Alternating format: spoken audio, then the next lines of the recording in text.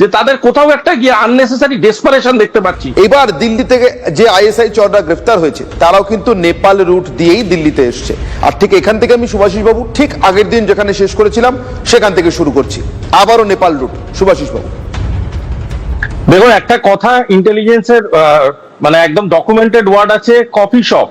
এই coffee shop কথাটা বুঝতে হবে। বিভিন্ন পলিটিক্যাল নেশনস আছে যারা নিজেদের পলিটিক্যাল স্টেবিলিটি পায় থ্রু অফ শপিং, মানে অন্য দেশের বিভিন্ন রকম মিটিংকে হোস্ট করে, এবং তার মধ্যে নেপাল এবং সিঙ্গাপুরের নাম সব থেকে উপরে আসে। আর একটু উপর গ্রাটায় যাদের নাম আসে তার মধ্যে কাতার একটা, বিশেষ করে দোহা।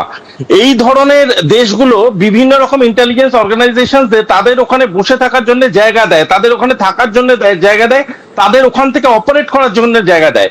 যদিও এটার সাথে তাদের ডাইরেক্ট গভর্নমেন্টের লিঙ্ক আপ নাও থাকতে পারে, যদিও এটার সাথে তাদের কর্পোরেট লিঙ্ক আপ বা বিজনেস লিঙ্ক আপকে বিভিন্ন সময় দেখা গিয়েছে, তবে আমার বিশ্বাস করতে পার্সোনালি একটু কষ্ট আছে যে গভর্নমেন্ট যদি চায় এই ধরনের কফি শপ বা এই ধরনের concept of diplomatic coffee shop বন্ধ করা যায় না কেন। যদিও এটার একটা পজিটিভ সাইডও আছে, যে যেখানে যদি মাল্টি ডিসিপ্লিনারি মিটিংস করতে হয় সেখানেও কিন্তু এই ধরনের কফি শপস গুলো খুব কাজে লাগে, মানে এই রাষ্ট্রগুলো খুব কাজে লাগে।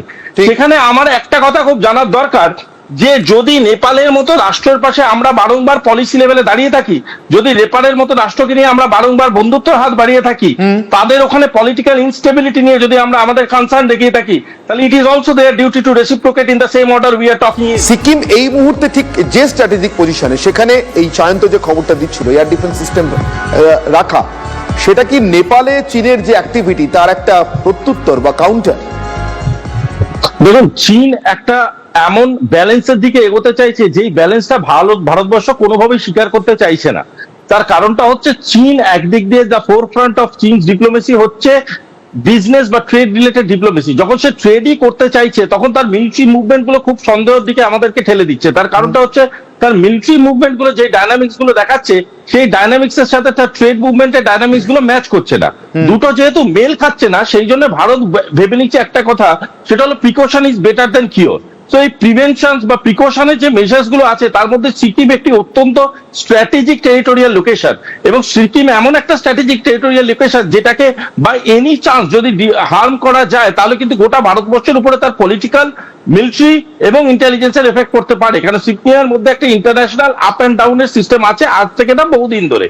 এবার একটা অদ্ভুত জিনিস বোঝা দরকার আছে, যখন ব্রিক্স এর একটা ইম্পর্টেন্ট মেম্বার হিসেবে চীন নিজেকে এস্টাবলিশ করছে, যখন চীন বুঝিয়ে দিয়েছে যে in presence of Russia we are ready to sit with India and renegotiate, যখন বিমস্টেকের দিকে চীনের একটা আলাদা ঝোঁক আছে, তখন চীনের বোঝা উচিত, যখন তারা ওপেন করিডোর সিস্টেমে চলতে চাইছে, বা আপনার বিআরআই স্ট্র্যাটেজি থেকে যা বুঝতে পারছি যে ওপেন করিডোর সিস্টেমটাই চীন চাইছে যে আগামী দিনে তার ডিপ্লোমেসি হোক, তখন যখন এই ধরনের ঘটনার পরেও আমরা দেখছি তারা কিছু নেগেটিভ মিলিটারি মুভমেন্ট করছে বা তারা কিছু নন অ্যালাইড মিলিটারি মুভমেন্ট করছে, সেইগুলো ভীষণভাবে দুঃখজনক।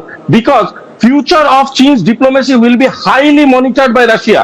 সেটা বোঝা সত্ত্বেও চীন যখন এই জিনিসগুলো করছে, আমার বলাই বাহুল্য যে তাদের কোথাও একটা গিয়ে আননেসেসারি ডেসপারেশন দেখতে পাচ্ছি। দেখুন, পাকিস্তানে আমরা দেখেছি সরকার, সেই সরকারের স্থায়িত্ব বেশি দিন থাকে না, সেখানে চীনের একটা অন্তর্ভুক্তি হলো। ঠিক একই রকম ভাবে নেপালে প্রতি বছর বা 1.5 বছর 2 বছর অন্তর অন্তর সরকার পরিবর্তন হয়েছে, সেখানেও চীনের এরকম একটা বাড়াবাড়ি। মানে যে কোনো দেশের রাজনৈতিক অস্থিরতায় কি চীনের মতন দেশরা কাজে লাগানোর চেষ্টা করে? দেখো, ডিপ্লোমেসিতে একটা লাইনই আছে, your instability is my stability. ঠিক। সুতরাং একটা জিনিস বুঝতেই হবে, আপনাকে যত আমি আনস্টেবল করে দিতে পারবো তত আমি স্টেবল থাকবো। কারণ আপনার আনস্টেবিলিটিটা আমার এখানে বাণিজ্য বাড়াবে, আপনার আনস্টেবিলিটিটা আপনার ডিপেন্ডেন্সিটা আমার উপরে বাড়াবে, এবং তার জন্য বহু দেশ যারা নেগেটিভ প্র্যাকটিস করে তারা এই আনস্টেবিলিটি গুলোকে ক্যাটালাইজ পর্যন্ত করে। এবং ভারতবর্ষের একটা নীতি আছে, নন ইন্টারফারেন্স আনলেস প্রভোকড। সুতরাং আমরা কোনো গভর্নমেন্ট তৈরি করতে officially with our foreign policy affairs আমরা কোনোদিন ইন্টারভিন করি না, করতে পারিও না। এবং যারা করে এটা, সেই যারা এই ইল প্র্যাকটিস গুলোকে ফলো করে, তারা এই আনস্টেবিলিটি গুলোকে প্রশ্রয় দেয় এবং ক্যাটালাইজ করে।